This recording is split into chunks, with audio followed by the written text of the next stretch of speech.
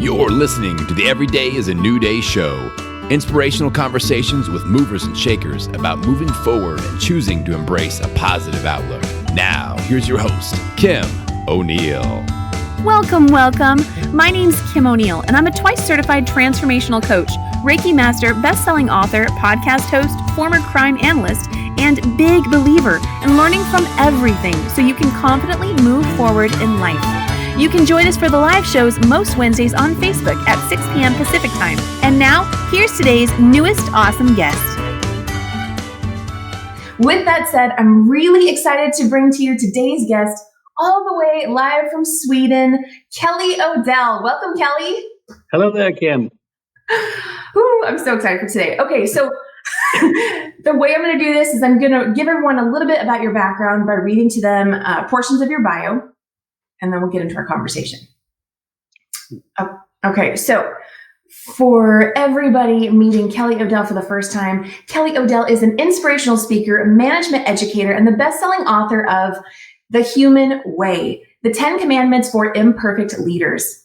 He's also co-owner of the Swedish company Astrakan Strategic Management Training, where he has been educating managers and employees for over 20 years in the areas of leadership, communication, project and change management, business and systems development, and more. He is passionate about inspiring audiences to be better managers and employees, as well as providing them with practical, implementable tips and ideas that they can begin working with immediately. In his book, The Human Way, he argues that no one is perfect, and that success as a leader is not about being perfect and always doing the right thing. It is about accepting your own humanity and adopting a number of down-to-earth attitudes and values, which we're going to be getting into in today's interview. He is also a 2014 TEDx speaker and has received numerous awards, including the Speaker of the Decade by Transfer, which is a charitable organization. And that is just a little bit about Kelly. So, Kelly, it's really nice to have you here today. Yeah, it's nice to be here. You make a nice introduction. You can follow me around everywhere and make that introduction. That's great. You're welcome. Yeah, well, and it's all the truth. And so I'm really excited to get into your book, The Human Way. I love that you take this perspective about being successful as an imperfect human leader, which I think so many of us know that perfection isn't really attainable. And I love that you touch on that for leaders. But before we get into that, I would like to know, you're not from Sweden, and yet you've built this life and this company, over in Sweden. And I just want to know, will you share with us your story? How did you get to where you are today? Good question. And I guess an airplane started it. I grew up in Oklahoma, and in college I met some Swedish guys that were in the States studying, and I went over to visit them and met a girl and got stuck. And the rest is history, right? I'll kill my girl. That's the short version. Yeah. So. Well, I know that when you were in college, you, from what I'm aware of, you weren't initially on the business pathway. No. Will you share a little bit about that? And yeah, I was studying. I finished a degree in religion. I was preparing to go into the ministry, and during the studies, I came to the conclusion that wasn't what I wanted to do. I went ahead and finished the degree, but I realized I was never going to actually work with that. And then to pay for school, I worked as a car salesman at a car dealership there in the town where I studied, and discovered that I enjoyed business. I enjoyed transactions, and so I thought, now if I'm not going to go in the ministry, I'll do something in the business world. I got to Sweden and I started looking for work, and I discovered that a degree in religion from the United States opens no doors at all in the Swedish business world. And so I went back to school at the Stockholm School of Economics and studied business, and that's really when things started taking off. What was that like for you, making such a transition from, I know you're referred to as the pastor turned businessman, you know, that's, and I love leaps like that, you know, like something that seems like a hard left, like going one way and then, nope, we're going to go somewhere else. Yeah. What was that like for you? Well, it wasn't so much of it was more of a slow curve than a quick turn. Okay. It's not like I woke up one day and decided that this wasn't for me. It was kind of a progressive, thanks to the training, thanks to the university program I went through, we really reflected a lot about our beliefs, and instead of just deepening the brainwashing, I actually thought things through and came to some of my own conclusions. So it was kind of a progressive change. And then, going to Sweden wasn't a plan either, really. I went to Sweden just to visit. And so I think that a lot of things in my life have been just seizing opportunities that come along. And then in my work life, I've been pretty strategic about the way I approach my work and my career and everything. But still, I think that any successful person that doesn't admit that there's a certain element of luck involved in things is deluded. Sometimes you just get lucky. Well, it seems like, the way that I would take it too is that you've done a really good job of like following that trail, following what was lighting up for you. And so here you are now, co-owner of a company in Sweden, Astrakan Strategic Management. I really had to practice saying that so I didn't fumble on my words. And I want to ask you, why the human way? Well, I've worked in senior management positions in a number of companies. I was head of the cell phone business for the big telecom operator here in the Nordic countries, and I was head of sales for Volvo Cars here in Sweden, and I was even the country manager for Whirlpool, washing machines, refrigerators here in Sweden, and I in those positions, especially when I was younger, I really wanted to be a good boss, and I read lots of books and I went to lots of courses, and I really tried to learn to be a good boss. And the more I learned about leadership, and the less satisfied I was with my own performance. And it was kind of a parody, or kind of a ironic in a way, because I set up kind of personal goals, if you want to say. They were kind of fluffy, but I wanted to be appreciated by my bosses. I wanted to be appreciated by my employees. I wanted to achieve good results. I've always been very results oriented, and I really strive to do that. And I was doing that. I was, if you can trust the employee surveys, it looked like they were enjoying me, and that was the impression I got. I was getting promoted by my managers, by my superiors, and I took that as a signal that they liked me, and I was achieving good results. And yet I went around with a feeling that I wasn't good enough, and that I wasn't living up to expectations. And then a little thought crossed my mind: maybe part of the problem is that the expectations are wrong.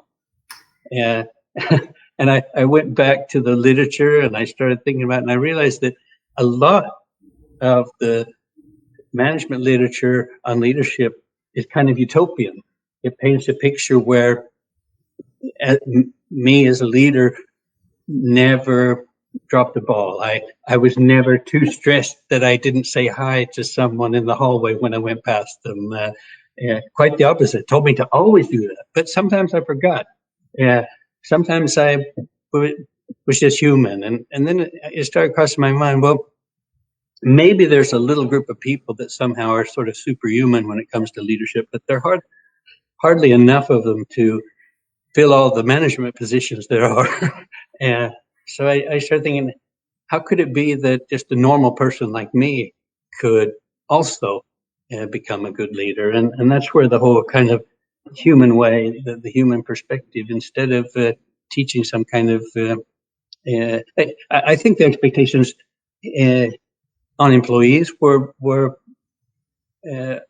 exaggerated as well, as if employees don't have bad days, or employees never do anything wrong, or Right. uh, Will you talk about some of those expectations? Like, what do you think the assumption is that an employee has to be this, or a leader has to be this? well, I think there's some of the kind of expressions we use, like a leader should be a role model, and if you think about that, if you accept the premise that leaders are just normal people in every way, they're just people in a different role in the company. I mean, if you have a company, you have people that work in the finance department, you have people that work with sales, and you have people that work with production, and you have people that work in different kinds of management positions in those areas, and they're not there because they're better people or smarter people. They're hopefully there because they've learned to lead. And leadership is a learned skill. It's not predominantly something you're born with. It's a learned skill set. And so if you accept the premise that the people in those leadership positions, on the whole, are probably as good and as bad as everybody else uh, in the company. And clearly, when you get down to individual people, you'll find exceptionally good and exceptionally bad.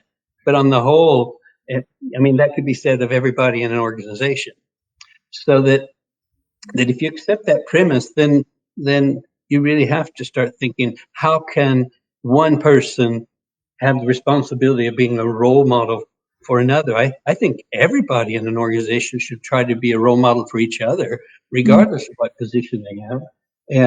Leaders should also try to be a role model, but one of the problems that happens is if we put our managers, our leaders up on a pedestal, then when they do things that are typically human, they fall off the pedestal and we lose our confidence in them, or at least our confidence gets shaken. Whereas if a good friend of mine were to do the same mistake, I'd shrug my shoulders and say, Bob, he does that sometimes, Right. So I think that just so simple things like even expecting that they should be a role model. In fact, historically speaking, some of the most effective leaders we've had weren't always perfect role models, but they were effective in a certain context. The one key thing that's really standing out to me as you're talking about this is how you said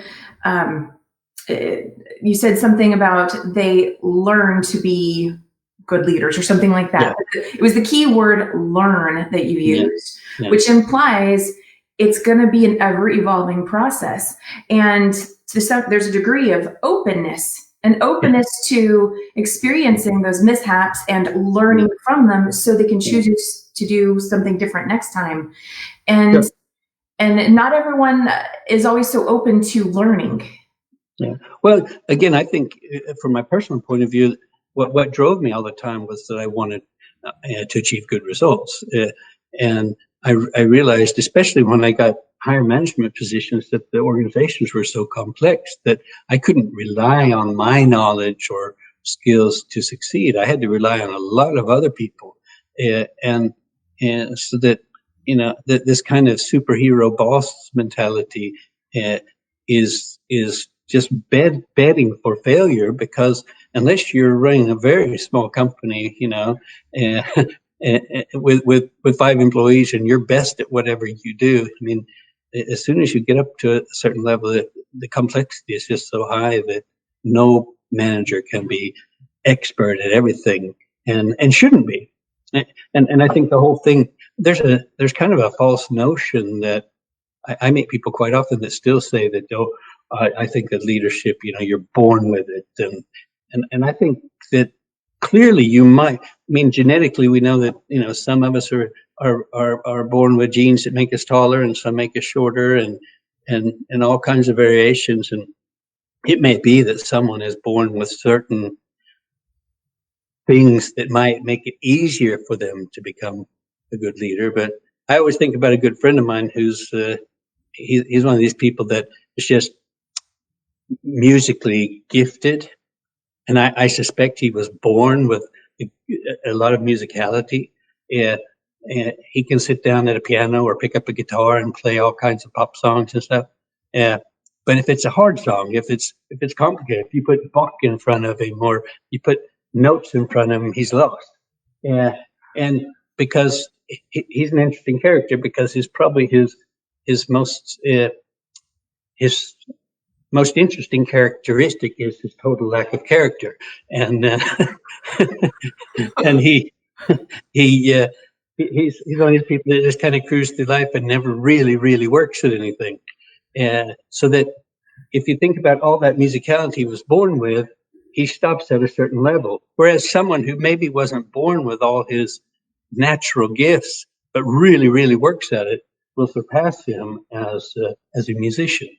And I think the same thing could be said about leadership. That there may be somebody, you can see children out on the playground, and it looks like, I was a kid once too, believe it or not. And some of the kids that were leading when we were 10 years old aren't necessarily leading today. Right. And so I think that, ultimately we're all born with certain gifts and certain limitations, but then the question is, what do you do with all that? Right. When I imagine too, our goals, our desires, the direction we want to move, and the environment we're in, it makes a difference too, right? Sure. Maybe a kid feels like being a leader on the playground, but not in the office. Yeah, sure. And not everybody wants to do that. Yeah, right. So let's talk now a little bit about, you have this book here, and I have my copy here, The Human Way. There it is. Yeah. And you share a lot of good information in here. Will you go ahead and share some of your top tips? Well, the book's kind of built up on you were talking about it before, but a lot of the time when I'm out speaking, they kind of introduce me jokingly as the pastor who became a businessman or something, which isn't really true, because I never worked as a pastor, and but you know quite a bit about religion, that's for sure. Yeah, I know a lot. But anyway, so just making speeches, I packaged a speech into 10 commandments for human leadership. And so it started out as just a speech that I was giving a lot, and it was really popular and appreciated. And then it ended up turning into a book. And well, some of the things that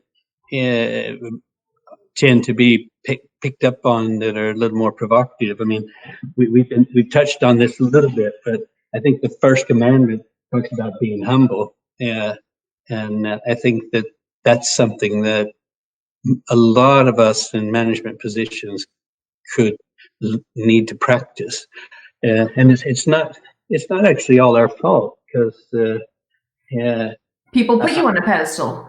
Well, yeah, and I mean, I know my first management position, I had 2 people working for me, and one of them quit shortly after I became the boss. Yeah, and so I was like the boss of one person for about 9 months, and then we all start somewhere. Yeah, and then I've been the boss for many thousand people too, and everything in between. And one of the things I discovered was that the higher up in the kind of corporate hierarchy I came, the more wonderful I was. And What did you learn about confidence? I mean, especially when you first had those 2 employees and then you went down to 1. Did that have an impact on your confidence? What did you learn about yourself in that experience? No, I don't think I learned very much at all. In fact, I've always thought I had to find that lady and ask her how it was, because my memory tells me that it must have been horrible for her, because I really didn't know what I was doing. I think I probably just stood and looked over her shoulder all the time. So I probably wasn't a great example of a good manager at that time. I don't know. I may be being hard on myself, but I don't know. I think that what I probably, that's when I was really getting into, trying to learn everything, and also in the beginning. I mean, we're talking about a time, believe it or not, before internet things like that. So Right. I know I was reading a lot of things kind of without any kind of discernment about, the source, or I was just swallowing everything I could get my hands on and pretty much digesting it, and at first I'd try just about anything. Uh, and it was interesting. I mean, I learned things that worked and I learned things that didn't work. Yeah. Well, what I would say is that, for some people, that would be devastating to have two employees and immediately go down to one, that they might be apt to say, I don't know, maybe I'm not cut out for this, right? Get all caught up in their head. Maybe I'm not cut out for this. Oh no, people don't like me. And eventually say, screw it. I'm going to go do something else and maybe not choose to go down that path. And you didn't do that. Well, I don't know. When I first got to Sweden, I was working on an assembly line in a factory. My Swedish, I was learning Swedish, and then once my Swedish got good enough that I could work in other jobs, people just assumed that because I was from the States and hadn't lived there very long, they just assumed that I wasn't very good at Swedish or something. And I had one heck of a time getting really into the workforce, and I applied for hundreds and hundreds and hundreds of jobs, and it was easy to get a job like in a factory or something, but to get kind of white collar work was really difficult. And I think one of the things that if I try to think about why things worked out as well for me as they did, I think probably it's just early on I was pretty tenacious, and I for me, I just thought it seemed like math. It doesn't matter how many jobs I apply for. I only need one. And I just keep going at it until I land one that I remember I applied for jobs that I didn't even want because I wanted to practice going to job interviews. And I think that sometimes I talk to people who are struggling and they have really quit trying. And nobody's going to discover you if you're not knocking on their door. And I've spoken at quite a few trainee programs for big companies, once I got older, and talking to young people who come in as trainees. And, I tell them I've gone to all kinds of really great training programs that have been paid for by my employers and been sent, all over the world, going to these amazing training programs, and it's always been my initiative. I've begged and pleaded, and and that having that kind of tenacity just to keep going at it. And well, you mentioned that you had a goal. Do you recall what that goal specifically was, or what it looked like? Yeah, I mean, it probably doesn't fulfill all the criteria for a good goal, but it was, I had the idea that I want to come up into the kind of high level management positions, and be a vice president or CEO or something like that. And it was kind of unclear, but it was that clear direction and that kind of level I wanted to get to. And I bet I just want to highlight that, because without that goal, that can, that definitely sounds like the driving force to me of why you would keep going to interviews, even if it's jobs you don't like, but you're wanting to learn and get better, improve your skills, versus someone who maybe didn't have a goal would probably, decide, Yeah. Well, and I guess everybody has different goals, and I've had a lot of fun and done a lot of fun things, but they're fun from my perspective. Other people may not have thought they were fun, sometimes I think people who think they don't have a goal, if you look at it, maybe they do. I mean, well, if they can define it for themselves, at least, right? They don't need to tell anybody else about it, but if a person can identify within themselves, what is my driving force? How might that help me stay focused in the direction that I'm wanting to truly go? Yeah, and sometimes that's hard. I mean, I always I talk a lot at high schools to young people, and I always tell them, choose to work with things that you really enjoy working with, and then if you change your mind, do something else. Yeah. And there's no, you don't have to stay on the same path all the time. You can stay on that path as long as you want to. And so, um, yeah. Well, so I'm looking at your book here, and I think it's fun that you've put it in the context of 10 commandments. And let me ask you, do you have a favorite commandment? Oh, I don't know. I guess the one that probably I get asked about most is the one where I say that don't get yourself in an economic situation where you can't afford the company to go to hell. And we even had a little discussion with the publisher if we're going to get to be so clear. And Will you elaborate on that one? What that means? Yeah, I think that actually, I was working in northern Italy. Whirlpool has their European headquarters there, and I was working there several years. And I was working with a guy, an American there that we weren't. He was much more senior than I was, but he wasn't in the same line. So he really wasn't a boss of mine. He was just a heck of a nice guy, and we talked quite often, and he kind of mentored me, I guess you could say. And one day he looked at me and said, "Kelly, don't get yourself in an economic situation where you can't afford to tell the company go to hell." And I never really knew if he was reflecting on his own situation or just giving me some advice, but I thought about it and I really took it to heart. And because I think it's very easy once you start making some money that you stop taking the kind of risk that you need to take to be successful working for a company. I mean, usually when you become a manager, you make a little bit more money than the people you lead. Mm-hmm. and when you get promoted again, you make a little bit more money. And what do most of us do with that money? We consume it.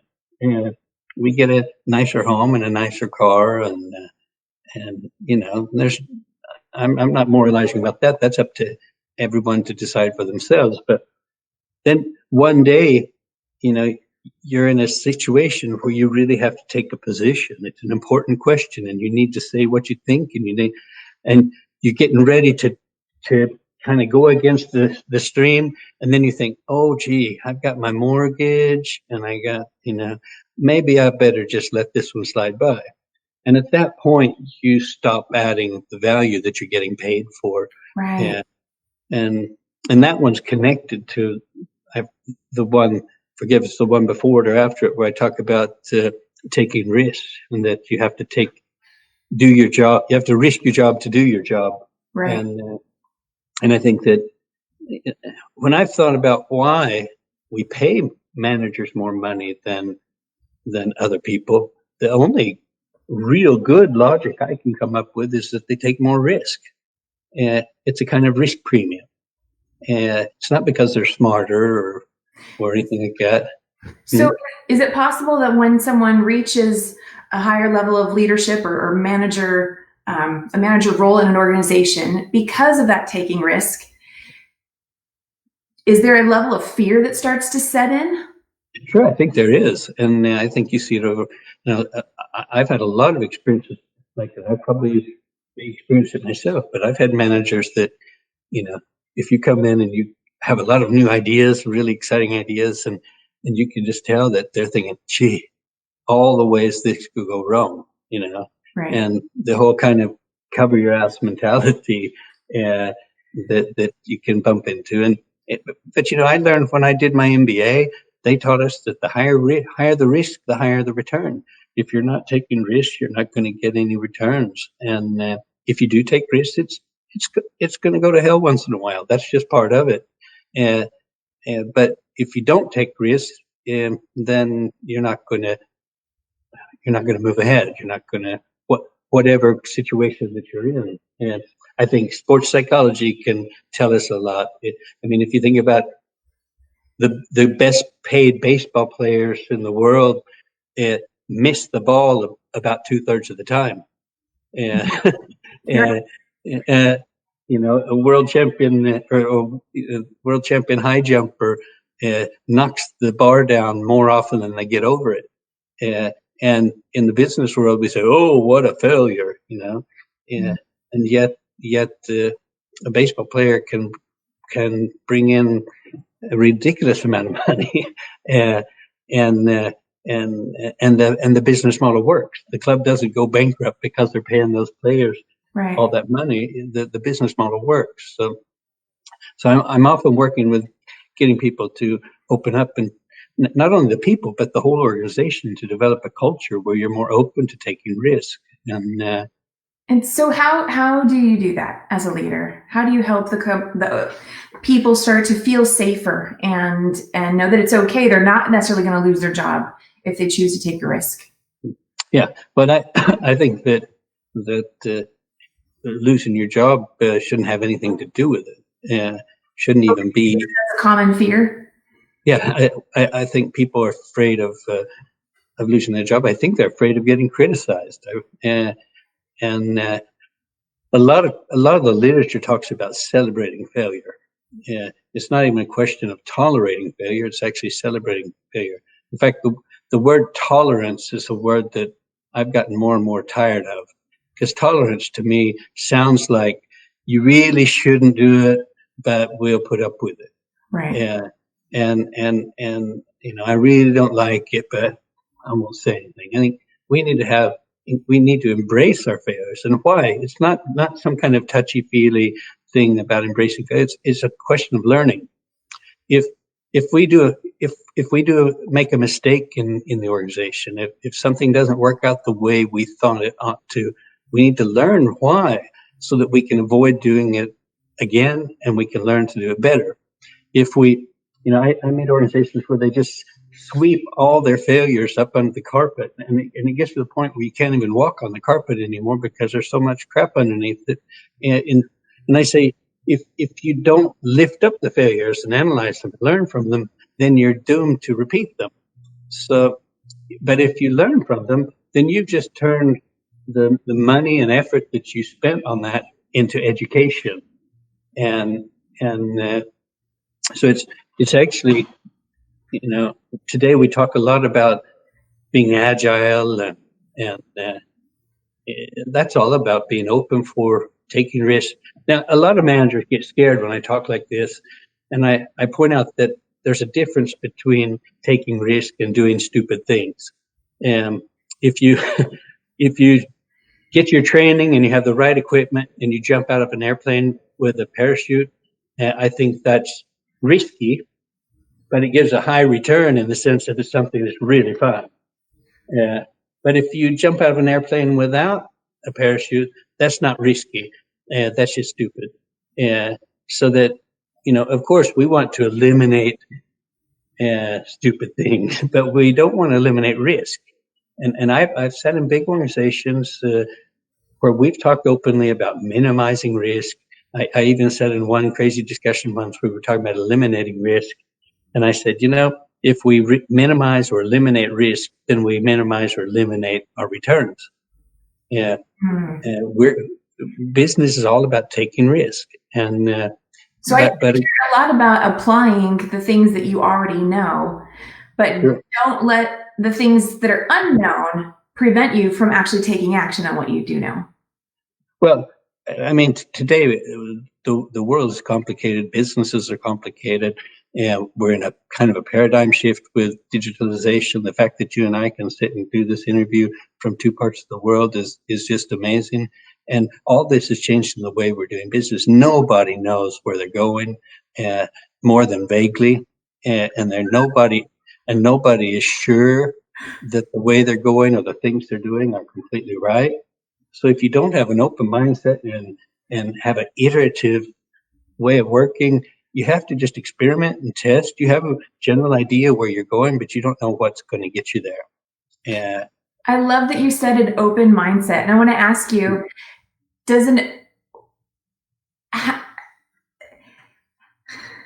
So I want to ask you about a positive mindset. What are your thoughts about a positive mindset versus open mindset? Are they the same? Are they different? What are your thoughts on that?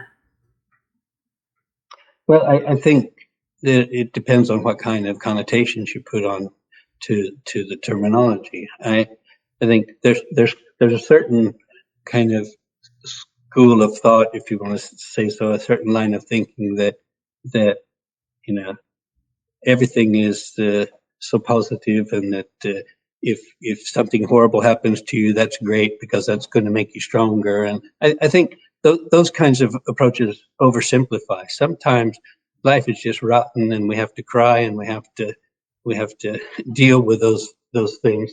And but at some point in time, we have to, we all sometimes get a little bit into that kind of victim mentality for a little while. And then you have to shake it off and get up and move on. And as we were talking about earlier, we're all born with different circumstances, and we all get dealt different cards, and you just play them as well as you can. I think that kind of positivity that uh, not the kind of utopian thing that everything is always wonderful no matter what happens. I read an interesting book called Smile or Die.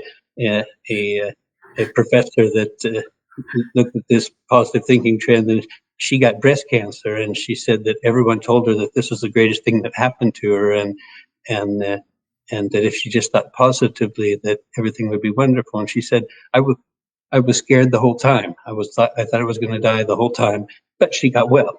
And and I think I'm always telling people that we have a broad register of emotions, and we're supposed to experience all of them appropriately. And if somebody runs over my dog and I'm happy, that's not appropriate. It's appropriate to be sad then. I think there's that assumption that if you're positive, well, that must mean that you always are in a state of feeling good. And I think what you are tapping into, and what I would agree with, is that positivity doesn't necessarily imply feeling good, but you can still find a way to find the good out of a negative situation or an unpleasant situation. Well, I guess if you say it this way, I don't really know what the alternative would be. If you're in a bad situation, do you want to make it worse? I think it's just human nature to try to make it as good as you can, and so in that sense, I think it's just kind of built into our DNA to try to improve our circumstances, and then I think you get into the whole thing of authenticity. Am I striving after my goals, or am I striving after some goals that I've been socialized to believe are the right ones?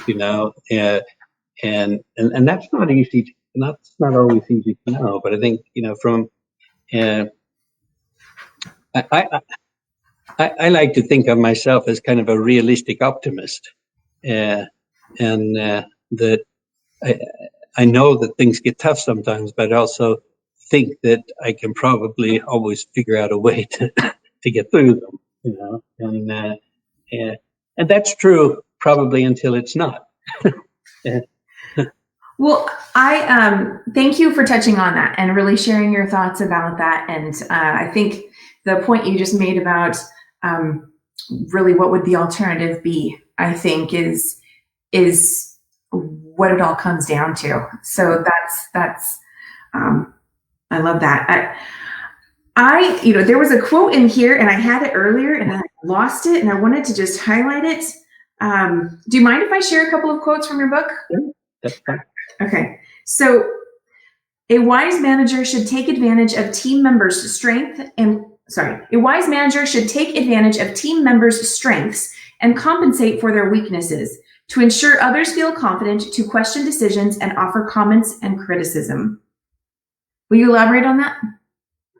Yeah, again, I think it goes back to the whole notion that I know when I was the head of the cell phone business here, everybody in my management team knew more about telecom than I did.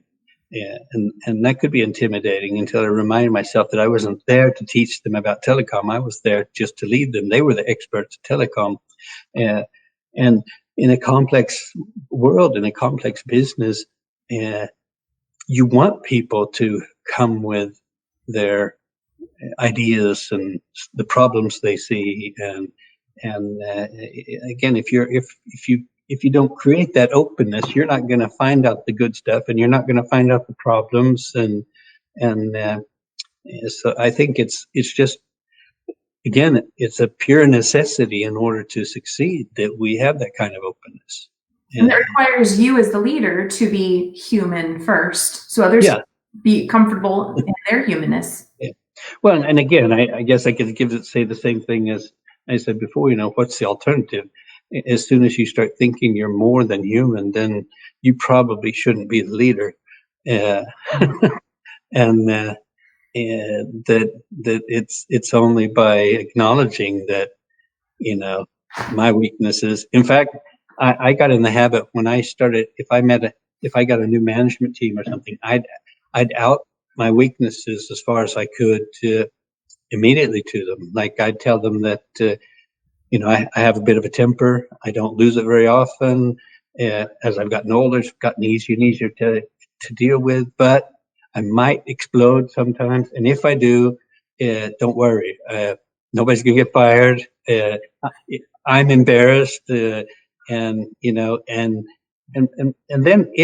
it happened a few times in my work life, and I say, that thing that I warned you about happened. I'm not proud of it. It doesn't mean that we don't have an open climate. It doesn't mean that you shouldn't share your opinions. It just means that I have some flaws, and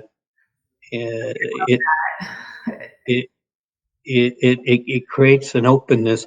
If I didn't warn them, then it would be a bit more to deal with when it happened, And well, that requires you as the leader to have enough self-awareness about what your shortcomings or flaws, as you said, are, and feeling comfortable enough with them to be able to say, hey, look, I'm going to be communicative and upfront with you and share with you, this is what I'm working with, and what a beautiful thing you did. That's like a gift that you said, hey, this might happen. And if it does, I don't want you to be afraid that you're going to lose your job or whatever.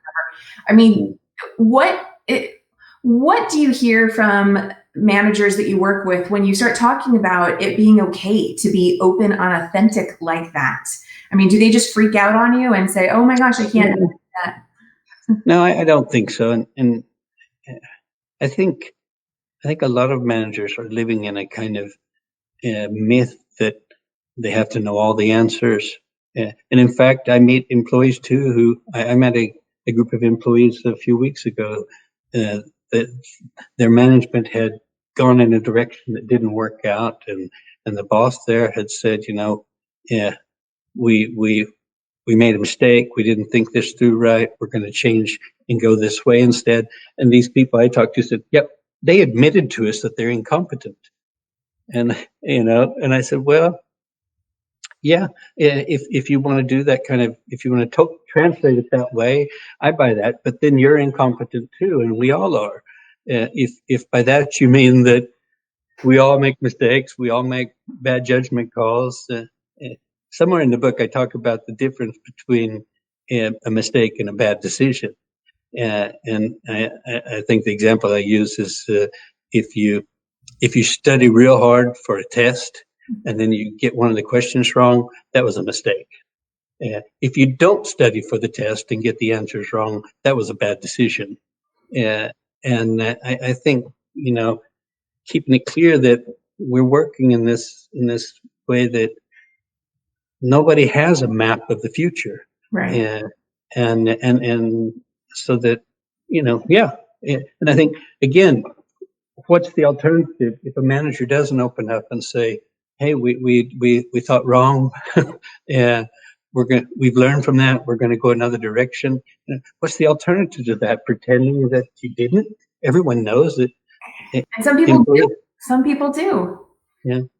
And what environment does that create for an organization when there's a leader who's there have been some things that have not quite panned out maybe the way they anticipated, and they refuse to acknowledge it, and things like that. What kind of environment was that?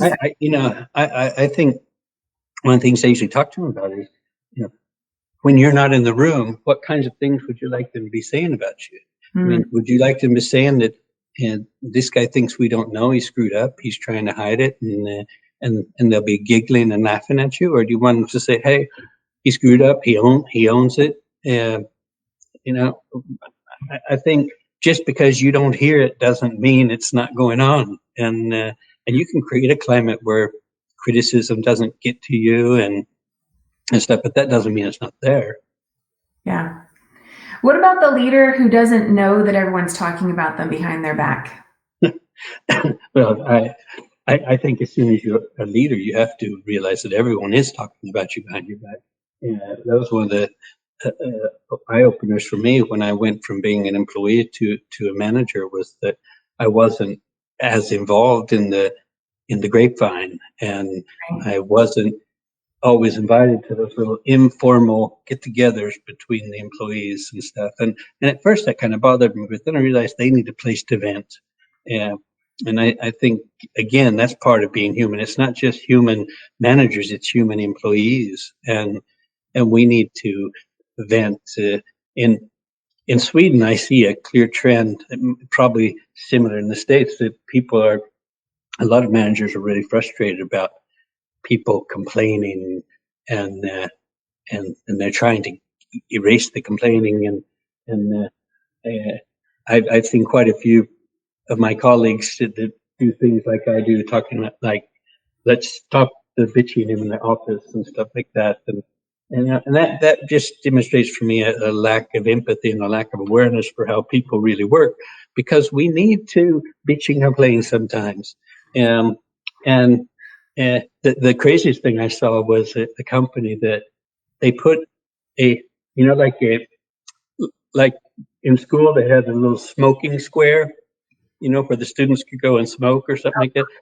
They put a bitching and complaining square out in the warehouse where and the boss said, if you have to complain, go stand out there in that square and you can just complain all you want, and I think, if your goal is not to hear the complaining, then that may succeed. But if your goal is to lower the amount of complaining, then you have to open up and listen to it. So that begs the next question. So there's some bitching and complaining that could also just be called gossiping. Now, do you believe that it's always helpful to address and acknowledge gossip, or are there times when sometimes it's not helpful? Yeah, I mean, there's a certain point. I usually think about behaviors being an individual thing. It's not a group thing. And if there's an individual who, it's one thing if I'm frustrated about something and I'm talking about it and I'm complaining, and but I guess we've all met people who are kind of bitter, and I've gotten to know some of them through my work, and I sit and talk to them, and it turns out most of them have a good reason for being disappointed or angry or frustrated. Something bad happened in their work. They were treated poorly. But in most of those cases, these ones that we would call bitter, the other thing that's interesting is that bad thing happened 10 years ago. And you're thinking, there's nothing wrong. Their reaction was correct, being disappointed and frustrated. But at some point, and I had a very telling discussion with a guy a couple of years ago, and I said, are any of the managers that did this thing that you didn't like still here? No. I said, well, who are you punishing? Right. So there is a point where you have to sit down and talk this through and deal with it. But the bulk of it are things that I know when I was the was at Telia. I had at Telia, the Swedish phone company. I had a group of people. There were 15 people, and they were really bright, and they were directly reporting to me. But they were the whiniest bunch of people I've ever worked with, and they complained about stuff all the time. And I admit that it bothered me. But I got to thinking about that. It bothers me, but they're very, very bright. So there must be something in this complaining. So we had every quarter we went to a conference place, like a conference hotel, and sat and planned for the next quarter and discussed what we'd done the last quarter. And so I put on the agenda. The first agenda point was bitching and complaining, and everybody looked at me like I'd lost my mind. And then I I said, yeah, I said, you guys are the whiniest people I've ever worked with, but you're also probably the brightest.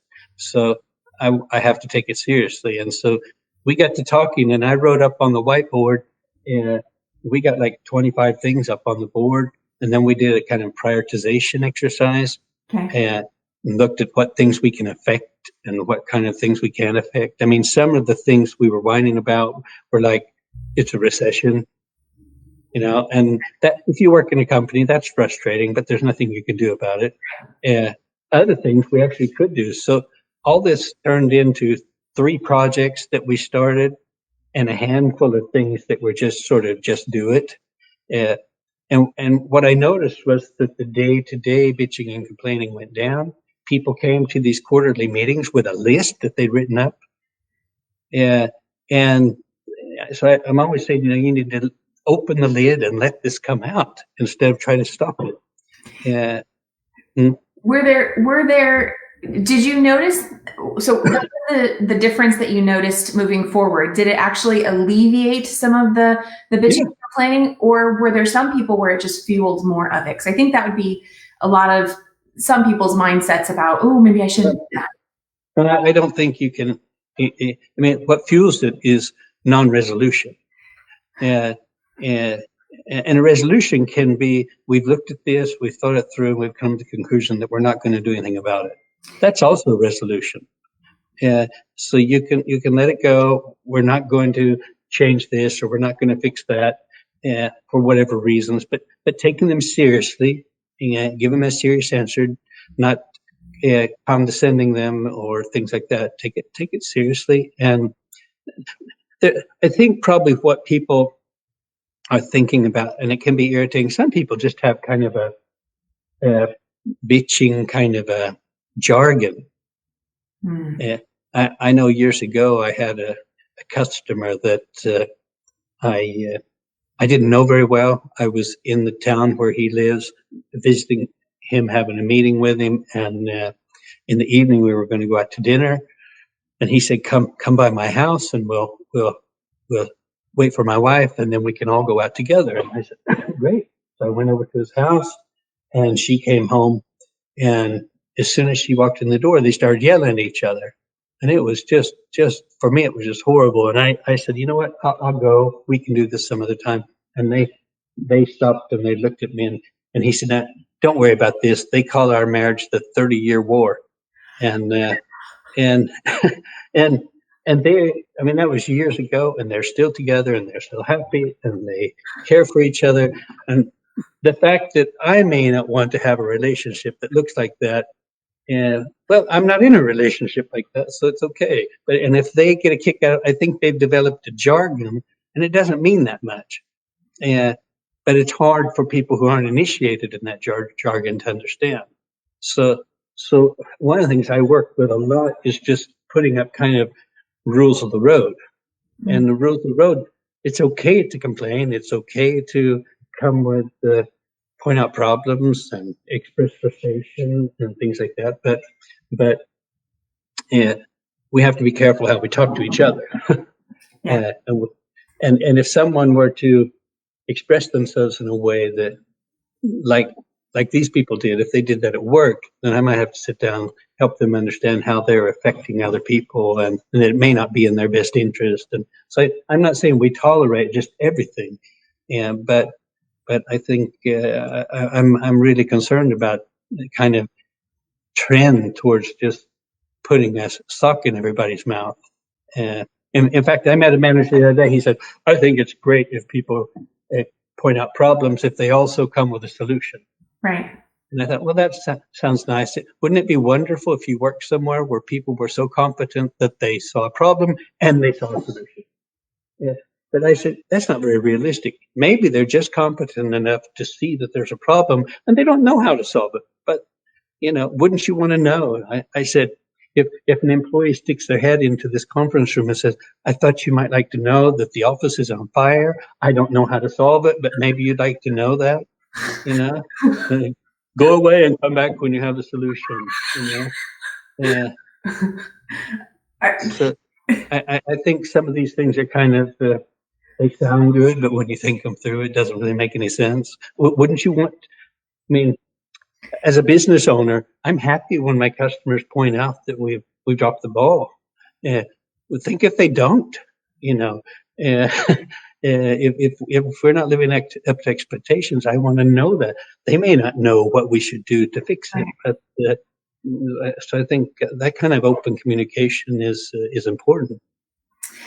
Kelly, I love it. I like seeing the time going, oh, wow, I guess we need to wrap it up here. But I love hearing about stuff like this. And thank you for sharing your I'm going to say unique perspective, because although some of what you've shared today does mirror some stuff other people are saying, some of it does not. And it's especially the point that you just made, that not everyone necessarily has the solution, but if there's an open forum for that, then maybe collectively or somewhere within that open discussion, the solution can be discovered. So thank you so much for sharing that. I want to share one more quote from your book. So for those who are just now joining us live, we're talking about his book, The Human Way, the 10 Commandments for Imperfect Leaders. And you touched on this one a little bit earlier, but I just want to say this particular quote. So commandment number 4, take risks. Losing your job is not the worst thing that can happen. It is often the best thing. And I know, of course, in that chapter, you elaborate on that. Before we end here, are there any parting words or final thoughts you want to share with everybody? No, I think we've talked about everything. I guess the main thing is I really think that the way the world looks today, people need to spend a lot of time on what we touched on about authenticity, about thinking about defining my goals for myself, and that making goals is hard. A lot of the time we define goals in the wrong way, like we think we want to make money when really what we want to do is live a good life. I talk to companies a lot who are striving to cut costs, and I say, you don't want to cut costs, you want to increase profitability, and profitability is a function of what you sell things for and what they cost. So that sometimes I tell them, I could lose 20 pounds this afternoon by cutting off my leg, but that would kind of miss the whole point. And I think a lot of the time we focus on goals in the wrong way. So we need to think about what the real goals we want to achieve are, and not be misled by the rhetoric all around us. Thank you so much for sharing your thoughts today and showing everyone that it is possible to be an authentic, open leader who is imperfect and still successful, and how those goals really can help be that driving force. I think it's wonderful. And just going back to what we touched on earlier, the importance of learning through it all. Because I really think that that's what helps lead someone to continuing to be that open leader and helping to create that kind of environment for those around them as well. So thank you so much for being here today, Kelly. Thank you. Thank you. Thank you for everybody who is with us live. I hope you enjoyed today's interview. Remember, every day is always a new day. I just really love Kelly's perspective today, all the way from Sweden, joining us here and sharing how you can be that imperfect leader, knowing that you're always in an ever-evolving process. And that's what every day is a new day is about, that whatever happened today or yesterday can be different tomorrow by choosing that new perspective, seeing what can I learn from this? What can I do differently? How can I find some more open space? And I want to also just say what he was just talking on about, this is my goal. Well, is that really what you desire, or is there something else, right? Taking it a step further. So thank you for being with us today. Every day is always a new day. There is always hope. And I look forward to joining with you again next week for another episode of the Every Day is a New Day show. We'll see you next time. Bye. And that's today's show. So, what are you taking away? Let me know down in the comments wherever you listened or watched today's episode, and connect with me on Facebook on the Every Day is a New Day show and coaching page, or visit KimO'NeillCoaching.com for more info. Remember, every day is always a new day. Wherever you are today does not have to be where you are tomorrow. There is always hope, and you will always be amazing. I'll see you next time.